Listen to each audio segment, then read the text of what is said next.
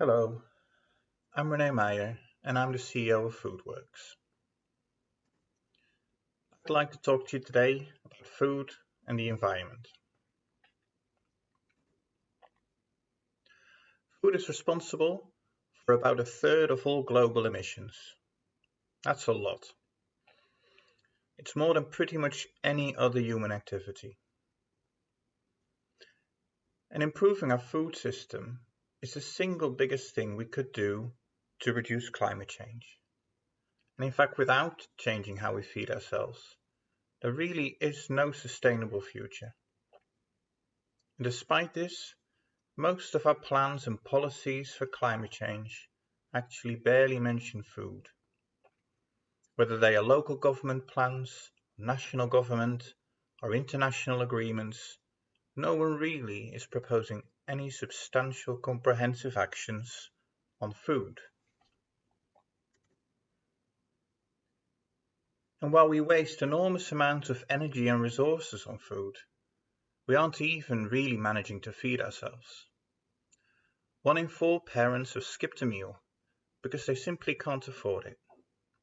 And 1 in 8 have gone without eating for a whole day. And those aren't figures from a third world country or from long ago. These are figures from right here in the UK, right now. So it is clear that our food system is very broken. It is slowly killing the planet, and it isn't even managing to feed us all. And how to fix this is not straightforward.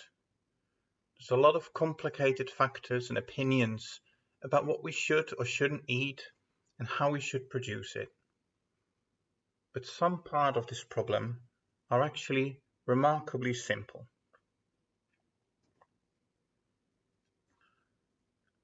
We throw an incredible amount of our food away. In fact, 1/3 of all the food we make is never eaten and just goes to waste. If we investigate that, we find globally we have a supply of around 4 billion tons. That's the green column on the left. And the 2 red streams coming out of that are just waste. Some of it is wasted at home, and some of it is wasted in businesses. And the result is that we don't have enough food left to feed everybody. The little blue block in the top left indicates that shortage, that supply we need to feed people that we don't have, not because it isn't there, but because we've thrown it away. Because it's very easy to see that that shortage can easily be covered several times just by using waste. The picture gets a bit worse even if we go further up the food system. For instance, much of our food is wasted on farms, and we don't really know how much, as it isn't measured very well, but it is significant. And a lot of the food we produce doesn't even go to people in the first place. It is used to feed livestock. And creating food from animals, whether that's meat or other products like milks or eggs, isn't very efficient, and it wastes a lot of our production. And if you take all of that into account, we actually produce enough food every day to feed twice the number of people that are alive on our planet. We could live in a world without hunger today if we just wasted a bit less food. Every person could have plenty to eat just by throwing away 25% less of the food that we make. And all this waste also leads to emissions. Some of those emissions are from the energy we put into growing food that we then waste, but also when we waste this food and how it rots and decomposes, often in landfill, releases vast amounts of greenhouse gases, such as methane. And globally, all of this accounts for around 10% of our emissions. and that's about 3.3 gigatons of CO2. To put that into perspective, the entire aviation industry is only responsible for 4%. So halving our food waste would have a bigger impact on our emissions than getting rid of every airplane on the planet. And it isn't just about emissions. Producing food requires large amounts of water, and the water we use to grow the food that we never eat is enough to supply every household with enough drinking water. And the land we use to grow this food is the size of a small continent. Just imagine all the great things we could do with this space. So let's investigate the problem. And where better to start than at home? Globally, around 500 million tons of food is wasted at home every year. That's a rather big figure, and it's not easy to get your head around. But if we zoom in on a typical UK household, that wastes around 2 kilograms of food every day. That's about 8 meals per week, and that actually costs £500 every year. The environmental impact of that waste is about 2 tons of CO2, and that is similar to a small family car. Now, as a first step, perhaps it's interesting to have a discussion about that together. What food do you think is wasted most in your house? What are the reasons that this food is wasted? Maybe you have any ideas about how you might reduce that waste. And what is currently getting in the way of that happening? Talk about that together and see what you can come up with. You can pause the video here while you do that.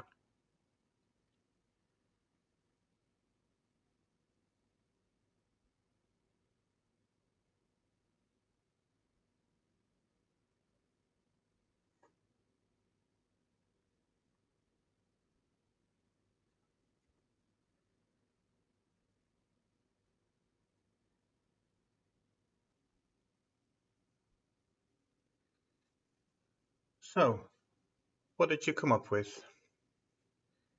Let's compare notes. These are the foods that are wasted most in UK homes. How do you think your home compares? What's your most wasted food on here? There are lots of reasons why all this food is wasted. One important reason is about expiration dates.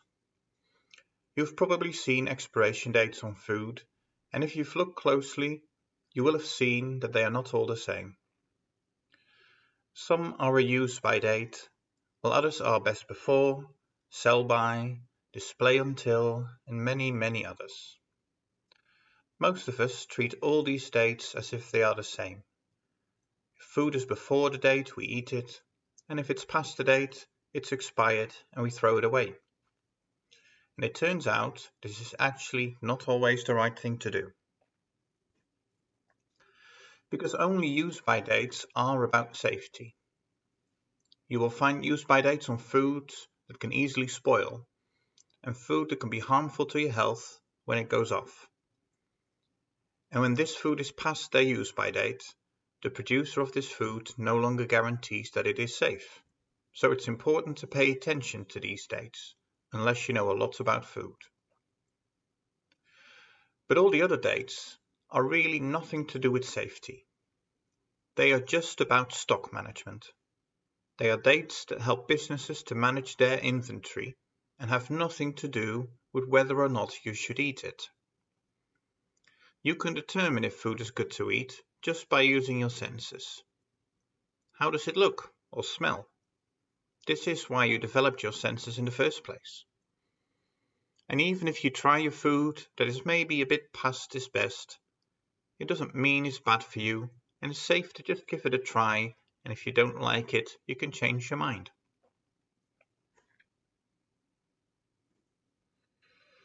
There are lots of other reasons why food is wasted at home. I'm sure you will have come up with a few. Here's some that I mentioned a lot. Most of us overbuy. For instance, maybe there's a special offer, a 2 for 1 that we can't resist, but we don't actually end up eating all the items. Lots of people also really don't know how to cook very well, and they end up throwing things away that they don't quite know how to use. Food goes off because we don't store it correctly, but we also throw a lot away simply out of convenience, because maybe we fancy a takeaway this night rather than making dinner from the ingredients in the fridge. Now, let's have a look at food wasted in businesses, because that is actually very significant. And it also probably looks very different from what you think it would. This is not a picture from a regular food business. This picture was actually taken last week in our warehouse in Foodworks, and all the food you see was picked up from other organizations who would have thrown it away. None of this is expired, or even nearly expired. For instance, the pallet of tinned tuna, the blue one just left off the center, has a best before date in 2024. I could put most of this on a supermarket shelf and you really wouldn't know the difference. So why is this? Almost all of that is about money. Business at the end of the day is about making money. It is not about feeding people, it is about profit. And so any time throwing food away is cheaper than not throwing it away, most businesses will choose to throw food away. And that happens more than you think. For instance, storing food or moving it around in vans is very expensive. And so if food is not where you need it or when you need it, then sometimes just getting rid is the cheapest thing to do. Shelf space in shops is very expensive, and so if you want to sell a new product that you think will make you more profit, binning food so you can start that right away might make the most financial sense. Even just discounting food so that you might be able to shift it quicker isn't always a good decision, because you might think your customer would have gladly bought something at full price if the discounted option wasn't available, and you might have actually lost out on some potential profit by making the discounted item available. There are millions of reasons like this, but ultimately, most of them boil down to money.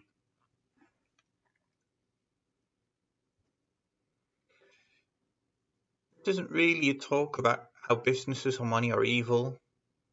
Some of it is also about how we behave and how we look at the world. I'll try to explain what I mean by telling you a personal story. A few years ago, I visited the Lake District. It was beautiful, and we spent a lot of our time walking. So much so that we have left it rather late to do a food shop. And as I walked into the butcher at 4 p.m. on a Saturday, I noticed there were only a handful of sausages and 2 pork chops in the display. And my first thought was, what a rubbish shop. It wasn't until a few hours later that I realized I was wrong. This butcher had done exactly the right thing. It was nearly the end of the day, they would be closed on Sunday, and they were just running down stock so that they wouldn't waste things that would go off when they were closed. It was my problem that I chose to wait till 4 p.m. to do my shop, and actually I really like sausages, and I probably would have bought some anyway. I just sort of felt I had a right to choose. Because we are so used to shopping here, with an abundance of items, with choice and convenience. And most of us don't want to shop here. But what happens with all the food that you don't choose? All the bakery items the store presents to you until the very last minute of every day, they're all thrown away the moment the shop closes. That's not an accident, because it happens every single day. But shops know you will think that they are a rubbish shop if their shelves aren't full. And so shops make more money if they look full, attracting customers, and then throwing things out at the end of the day, rather than just stocking what they think they will sell, like my butcher was doing. So this experience really made me think about how we look at ourselves and the world around us, and how we make decisions. And I think part of the problem is the emphasis that is placed on us being consumers, about how we are individuals who should demand choice and convenience from the world. Like the world is a collection of slot machines, things we can just throw money at, and magically they will give us stuff. And we can spend our lives finding the best slot machines where we can get the most things in the most convenient way for the smallest amount of money. It reduces our entire life to decisions we make for our own individual needs and benefits. What is best for me right now?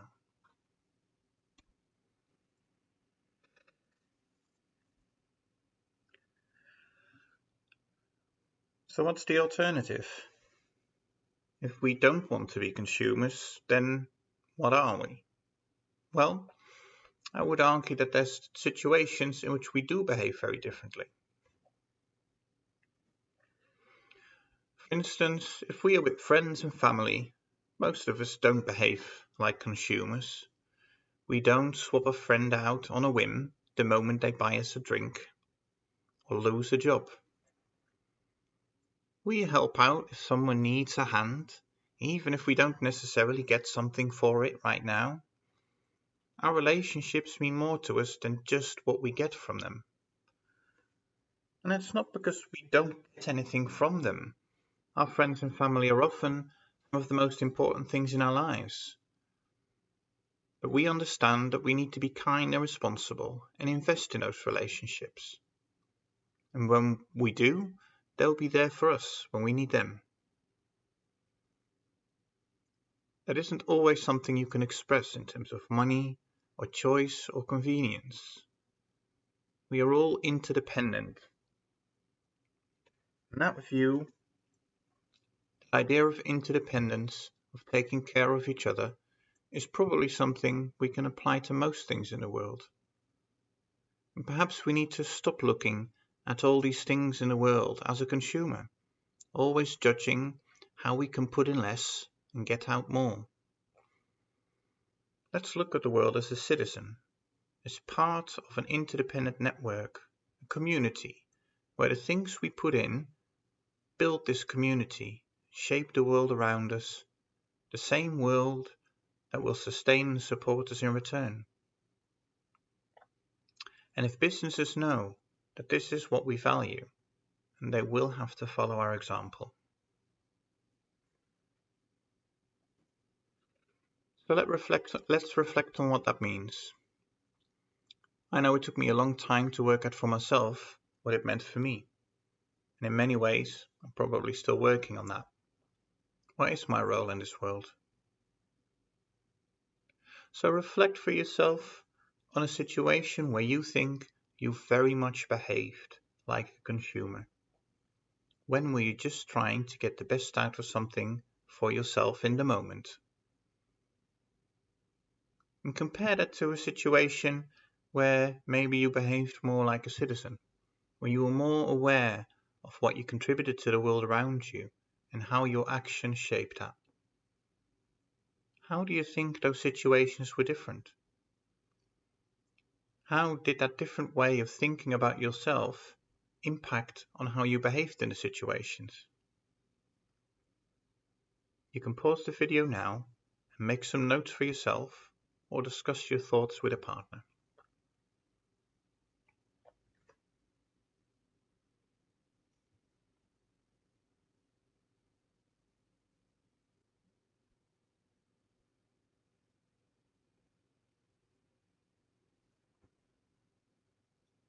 I hope it was interesting to reflect on how you make choices in different situations, and that maybe sometimes the way you make choices is very different.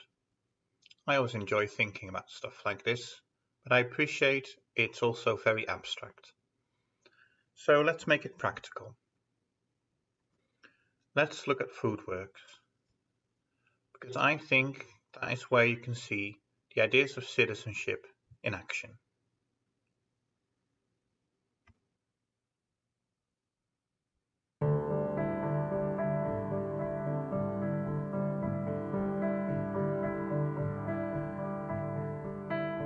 We're FoodWorks, we're a social enterprise based in Sheffield, and we've been going since 2015. We collect surplus food from a variety of retailers and online distributors around the city. We collect this food, we bring it into our hub here in Handsworth, and we work with up to 200, 300 volunteers to process that food. So it arrives in our warehouse, we process it, we sort it, and then we redistribute it out to either our own hubs, our kitchen.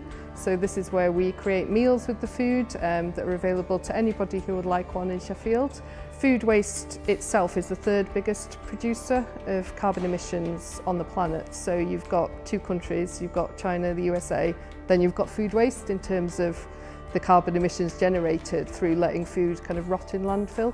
If we weren't saving 500 tonnes of food per year from going to landfill, then yeah, it would just be sat there generating more and more greenhouse gases.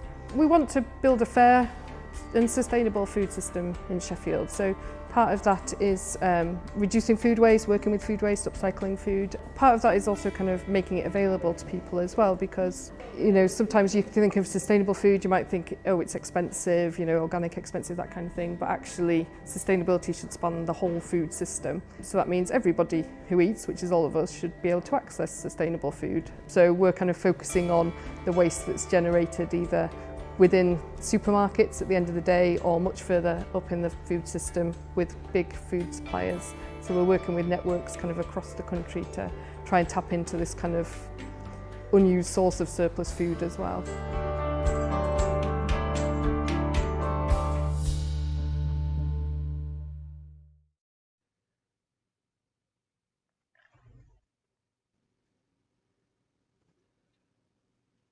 FoodWorks was set up to create a better world, and specifically to create a world where our food sustains the planet, but also feeds all of us.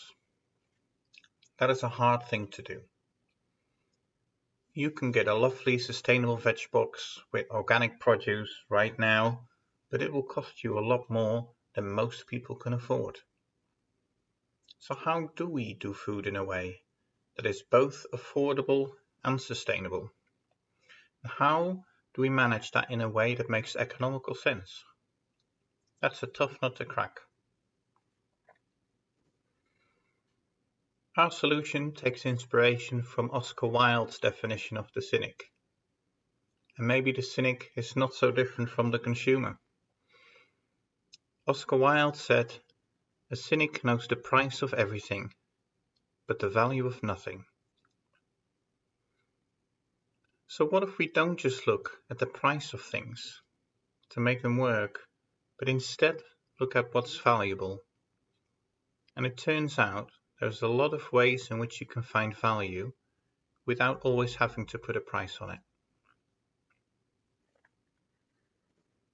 You've already seen that we pick up a lot of food, mostly from businesses who would have otherwise wasted it. For them this food had no value, because they only looked at the price tag. We also grow food, some of it on land that we've been given because no one had a use for it.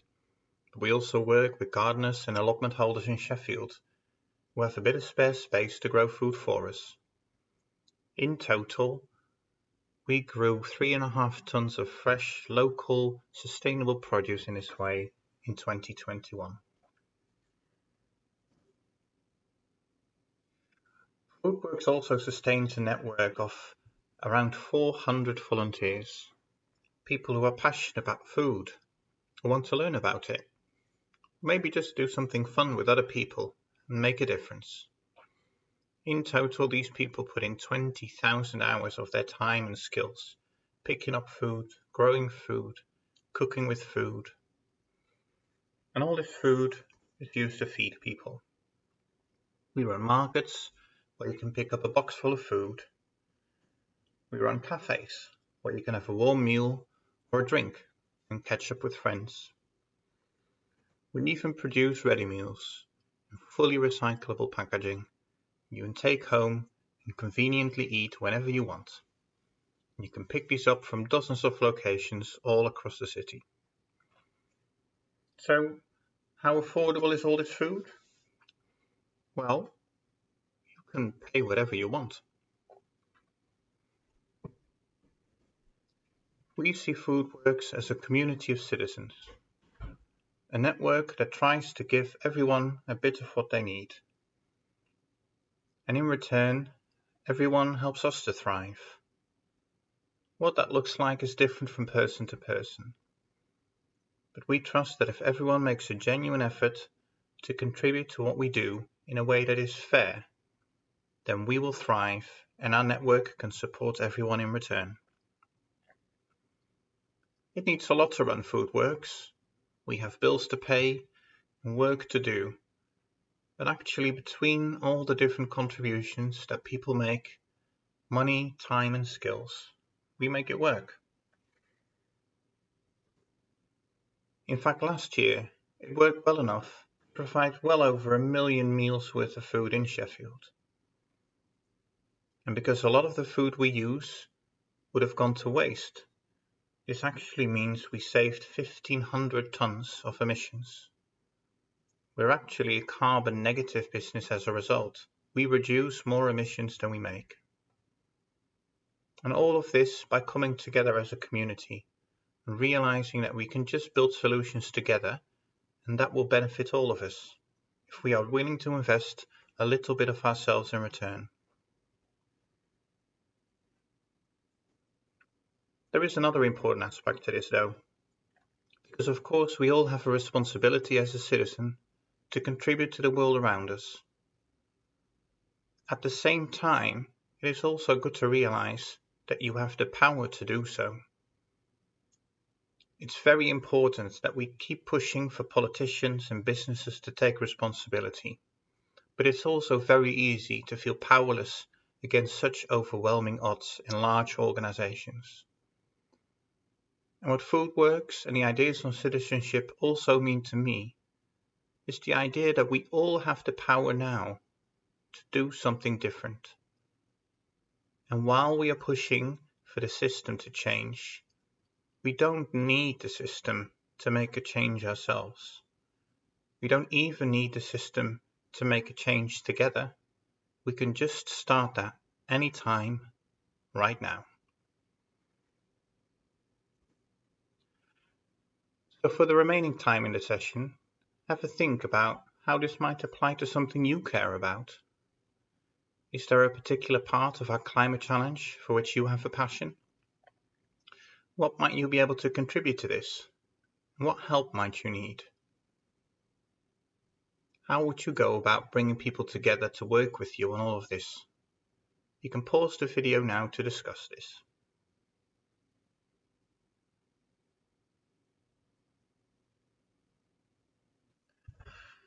Thanks for your time today. I hope it's been interesting to learn a bit about our food and our food system.